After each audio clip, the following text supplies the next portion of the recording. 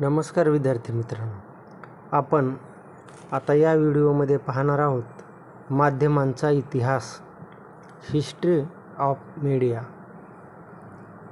तर माध्यमांचा इतिहास हा मानवी संवादाच्या साधनांच्या उत्क्रांतीचा प्रवास आहे, ज्यामध्ये मौखिक परंपरा, लिखित साहित्य, प्रिंटिंग प्रेस, ब्रॉडकास्टिंग म्हणजे रेडिओ आणि TV आणि आजच्या डिजिटल युगातील इंटरनेट व सोशल मीडिया यासारख्या तंत्रज्ञानाचा समावेश आहे. सुरुवातीच्या काळातील भिंतीवरील चित्रे आणि मध्ययुगीन हस्तलिखितांपासून ते आधुनिक इलेक्ट्रॉनिक आणि डिजिटल माध्यमांपर्यंत प्रत्येक टप्पा माहितीच्या प्रसाराला आणि लोकांच्या विचारसरणीला आकार देत आला आहे. आता माध्यमांच्या इतिहासातील महत्त्वाचे टप्पे कोणते आहेत याबद्दल थोडं पाहू. आता पहिला टप्पा आहे प्राचीन काळ. म्हणजे त्यावेळेस माध्यमं प्रिंटिंग किंवा असे इलेक्ट्रॉनिक नव्हते, तर ती परंपरा होती मौखिक. म्हणजे व्यक्ती एकमेकांना गोष्टी सांगून किंवा गाणी गाऊन माहितीचा प्रसार करत असत. तसेच भिंतीवरील चित्रे, मानवांनी गुहामध्ये किंवा भिंतीवर चित्र काढून आपले अनुभव आणि विचार व्यक्त केले. त्यानंतर हस्तलिखित, कागद किंवा इतर माध्यमांवर लिखित मजकूर लिहून माहिती जतन केली जाऊ लागली. हे झाले प्राचीन काळातील काही परंपरा. आता पाहूया मध्ययुगीन काळ. मध्ययुगीन काळामध्ये माध्यमाच्या बद्दल काय होतं म्हणजे स्क्रिप्टोरिया. आता या काळात मठ आणि चर्चमध्ये धार्मिक ग्रंथांच्या प्रती लिहिल्या जात असत, ज्यामुळे माहितीचा प्रसार मर्यादित प्रमाणात होत होता.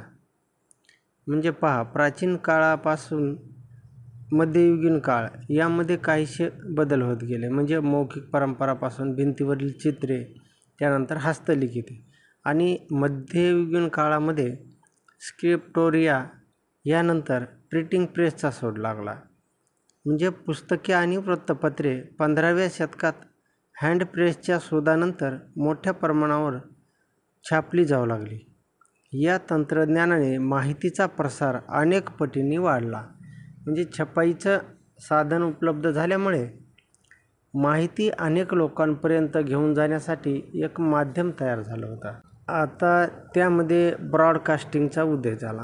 आता ब्रॉडकास्टिंग म्हणजे कसं प्रसारण, त्याच्यात सुरुवातीला येतो रेडिओ. 21व्या आणि त्याच्या अगोदर आपण 20व्या शतकात पाहूया. 20व्या शतकाच्या सुरुवातीला रेडिओमुळे एकाच वेळी अनेकापर्यंत माहिती आणि मनोरंजन पोहोचवणे शक्य झाले होते. म्हणजे रेडिओ हे एका ठिकाणाहून बोलण्याचे आणि अनेक ठिकाणी ऐकण्याचे असे साधन म्हणजे माध्यम झालं होतं. त्यानंतर दूरदर्शन. आता दूरदर्शन आल्यामुळं दृकश्राव्य माध्यमांचा प्रभाव वाढला. म्हणजे त्यावर रेडिओवर जसं फक्त ऐकत होतो, परंतु आता दूरदर्शनवर ऐकणे आणि पाहणे ह्या दोन्हीही क्रिया घडत आहेत. म्हणजे त्याला काय म्हणायचं, दृकश्राव्य माध्यम. या माध्यमांचा प्रभाव वाढला.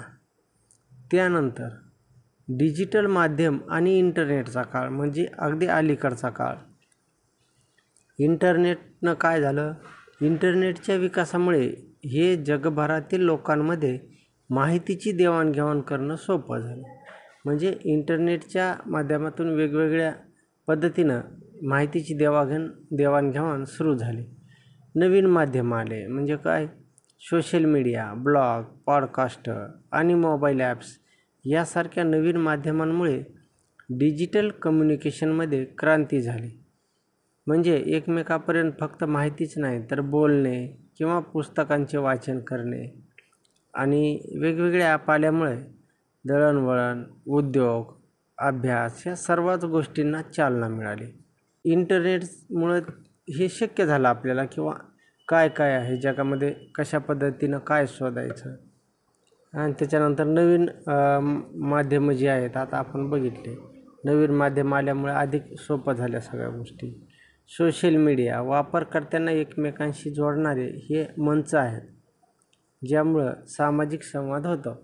आपण सकाळी उठल्यापासून रात्री उशिरापर्यंत मोबाईलवर असतो आणि मोबाईलमध्ये एकमेकांशी संवाद साधतो, बोलतो किंवा चॅटिंग करतो. त्यामुळे सोशल मीडियाचा प्रभाव अनेक पटीने वाढलेला आहे. आता माध्यमांचा परिणाम काय होतो ते बघूया आपण. माध्यमे केवळ माहितीचा प्रसार करत नाहीत, तर ते लोकांची विचारसरणी आणि संस्कृतीला आकार देतात. म्हणजे काय? म्हणजे काही लोकांचे विचार कसे आहेत, म्हणजे कशाबद्दल आहेत, काय आहे, आणि संस्कृती प्रत्येकाची आपली प्रत्येक इथं जाती व्यवस्था धर्म हे प्रत्येक वेगवेगळी संस्कृती आहे. तर ते सगळे विचार विनिमय पोहोचविण्यासाठी ह्या माध्यमांचा उपयोग होतो. तर ते लोकांची विचारसरणी आणि संस्कृतीला आकार देतात ही माध्यमं. भूतकाळातील घटनांबद्दलच्या समजुतीवर माध्यमांचा मोठा प्रभाव पडतो आणि कोणते ऐतिहासिक घटक लोकांचे लक्ष वेधून घेतात हे ठरवण्यात माध्यमांची भूमिका असते. म्हणजे बघितलं जातं किंवा कुठल्या गोष्टीला लोक प्राधान्य देतात, कोणते ऐतिहासिक घटक लोकांचे जास्ती लक्ष वेधतात हे बघितलं जातं. आता जुने माध्यम काय होते, ज्यांना पारंपरिक किंवा लिगेसी माध्यम असे म्हणतात. म्हणजे इंटरनेटच्या आधी वर्चस्व गाजवणाऱ्या मास मीडिया संस्था, विशेषतः प्रिंट मीडिया, फिल्म स्टुडिओ, संगीत स्टुडिओ, जाहिरात एजन्सी, रेडिओ प्रसारण आणि टेलिव्हिजन. जुने माध्यम संस्था केंद्रीकृत असतात आणि सामान्यतः अनामिक मोठ्या संख्येने प्रेक्षकांशी एकतर्फी तंत्रज्ञानाद्वारे संवाद साधतात. जुन्या माध्यमांची तुलना नवीन माध्यमांशी केली जाते, जे सामान्यतः संगणक किंवा स्मार्टफोन आधारित माध्यम असतात, जे परस्पर संवादी आणि तुलनेने विकेंद्रित असतात, ज्यामुळे लोकांना एकमेकांशी पीअर टू पीअर किंवा सोशल मीडिया प्लॅटफॉर्मद्वारे दूरसंचार करण्यास सक्षम केले जाते. म्हणजे ह्या माध्यमांमुळे माणूस कुठे असला, किती दूर असला तरी त्याच्यापर्यंत पोहोचण्याची एक अशी व्यवस्था झालेली आहे.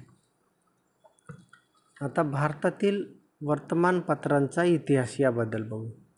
वृत्तपत्र म्हणजे असे प्रकाशन जे नियमितपणे छापले जाते आणि नियमितपणे वितरित केले जाते, ज्यामध्ये मनोरंजक पूरक माहिती मजकूर असतो.